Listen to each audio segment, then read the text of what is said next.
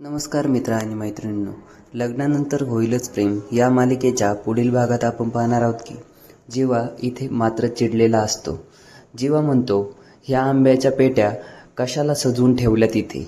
एक काम करा ना, ह्याच्यासाठी ना एक मस्त मखर बनवून घ्या, गणपतीत बनवतो तशी, आणि सजवा मस्तपैकी, तुम्हाला काय सजवायची तशी. माझा पारदादा बद्दल अजिबात राग नाही आहे थोडासुद्धा, पण मी जर बाबा होणार नाही आहे तर ही माझी चूक आहे का? म्हणून माझं काहीच अस्तित्व नाही आहे का या घरामध्ये? एक म्हणजे म्हणून, जीवा म्हणून, किंवा देशमुखांचा जावई म्हणून माझं काहीच अस्तित्व नाही आहे का? माझं काहीच नाही आहे का या जगामध्ये? मी एक बाबा होऊ शकत नाही याचं तुम्ही मला हे फळ देताय का?